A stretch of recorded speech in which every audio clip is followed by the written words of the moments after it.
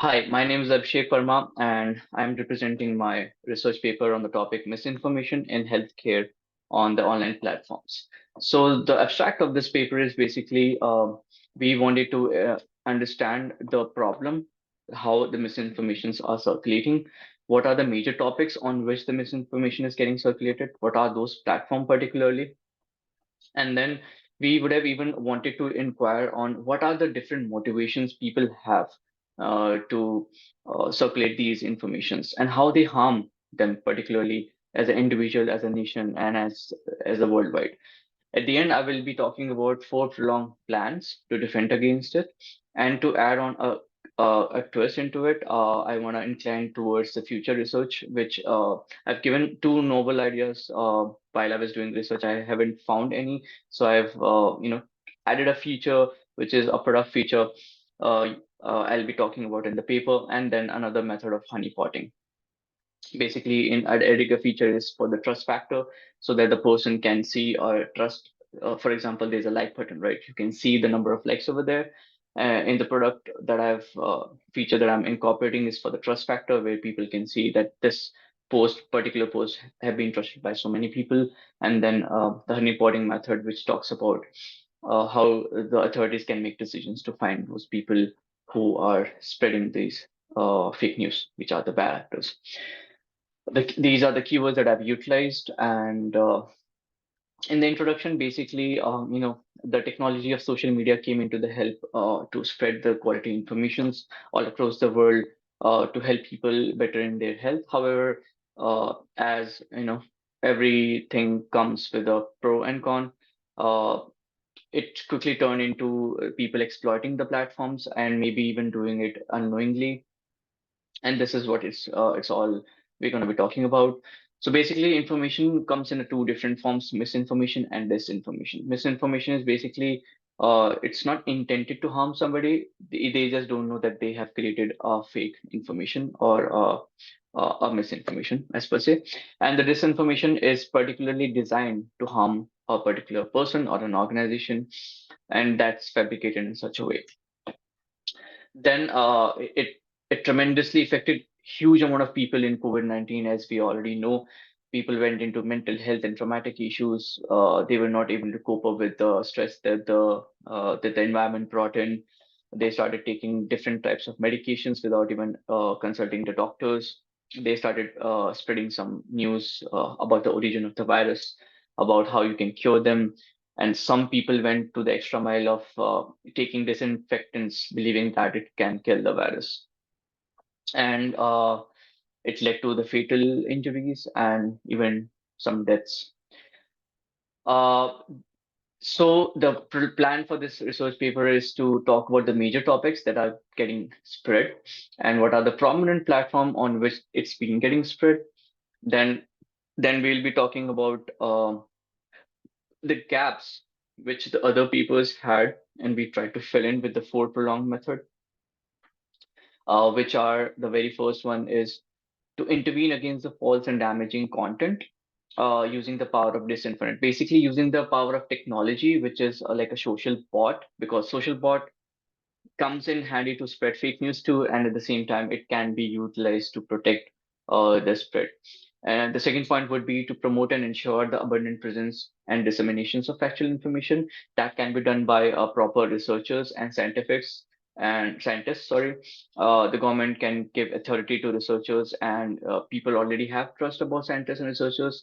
It's just they don't share their findings and quickly, and there's no further platforms where people can be in touch and have the solid data from them, like what's happening around the current particular situations. And the third being public resilience to misinformation. This is have been taken care by the process called inoculation. It's simple that if somebody is getting disease, right, they have a bacteria or virus. For example, let's take a virus. So you give an antivirus, right, a vaccine, and it's a very weak form of virus which increases the immune system by fighting with it. And inoculation is basically that. The idea behind this is that when the information is getting spread across, people the agencies and the government and authorities can design some particular ways where they can incorporate those misinformation in ways where it can improve their thought processes, and they help them to find and figure out that what informations are wrong and what should they not spread across. So basically, it's basically training the mind of the people. It's what this point is all about. And last but not the least, the authorities taking control and uh, uh, helping people to understand of what needs to be done and what not. And of course, lastly, as I've told about, we will be talking about the product feature. In the background, we found out that there are a lot of problems. For example, there was a gap in identifying what are the misinformation trends which are going on. Then we didn't even know what are the platforms it was going on and how it actually spread across. What are the ways to do it? What are the motivations to do it? And there was a very much lack of the behavioral effects and the psychological effect to understand that why even people do that and motivations behind it.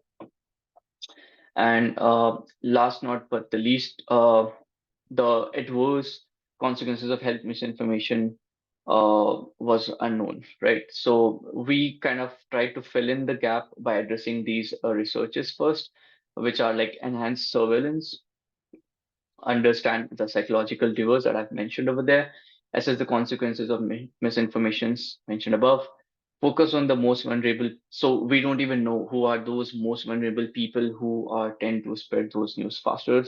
We need to find those audience so that we can finally come up with a solution to maybe educate them better, maybe train them better, maybe provide them some tools, resources, and guidance. Um, then develop and test effective responses. At the end, so basically, as I have developed this research paper using the Prisma model, in which let me share over here, in which I've found out around 139 from the references in the main paper and the other three sources, and I trimmed it down to relatability and what exactly we need to express in this paper in 36 pages. Sorry, in 36 research paper, and the entire content and frame of work, other than the two areas that I'm incorporating, being the product feature and a honeypot. Other than that, everything comes up from the 36. Uh, the result being pretty, straightforward. That Twitter was on the top. You know, eh, on vaccination and drug and smoking being at the top two of the issues in the health industry where the information is getting spread a lot. Even the pandemic is pretty much done, so it's over there. And we already know that how people and organizations and nations are getting impact. I briefly tried to describe of how it's impacting people over here. For example, in there were some places where people were scraping their plates using the knife blade from the teeth, and people were drinking disinfectant to kill the coronavirus. Um, it's been also familiarized that the coronavirus has been engineered in the lab by like by a particular country, and these kind of stuff over here. And this, I love this part because it tells about one more thing, that how different countries try to process the information and then provides the rules and regulations to put in place. Uh, then over here, we talked about the different motivations of the people. For example, people might be motivated about the money, might be motivated about the power, might be motivated about the status, and these are well described over here.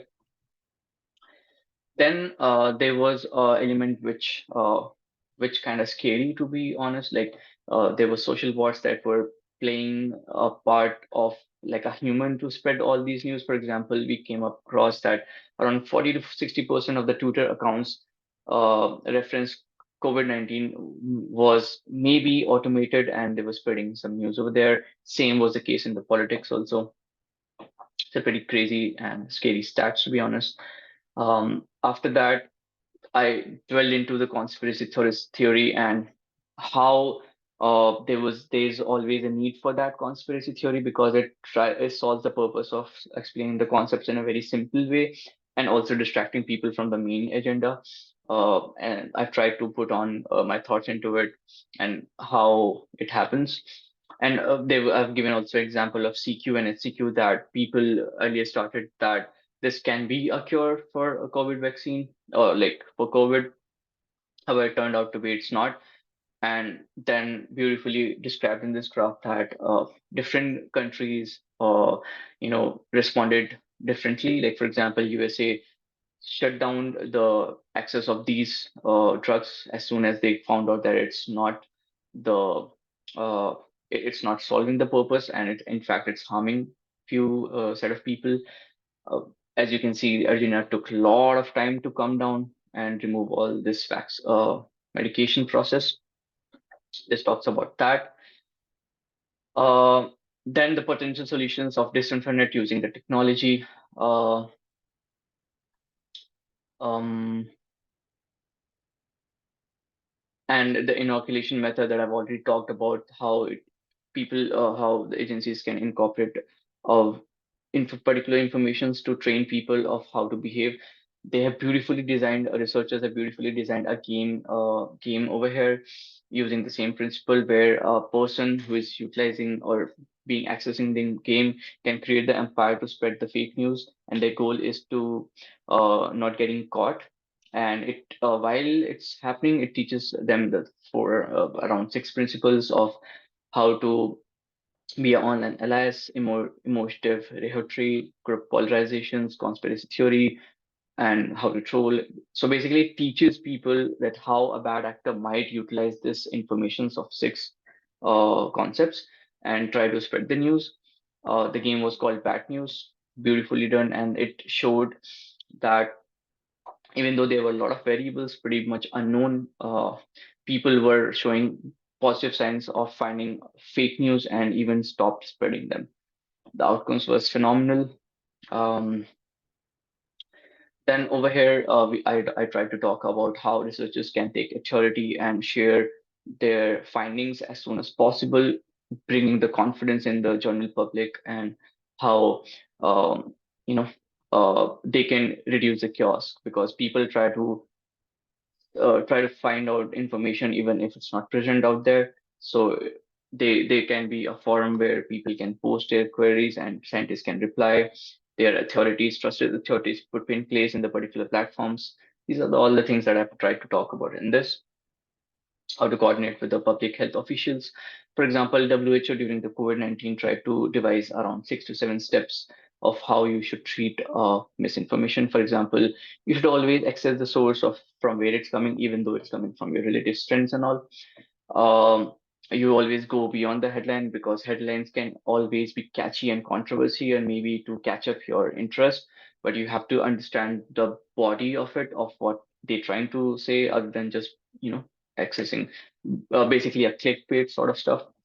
And then you identify the author, check the date of is the news or any particular information is new or it's just manipulating the old previous outdated information, and examine the supporting evidence. And of course, and most important, check your bias. Like, why exactly you were trying to share it? Why exactly you got triggered with it? Uh, what it hit you in particular way, right?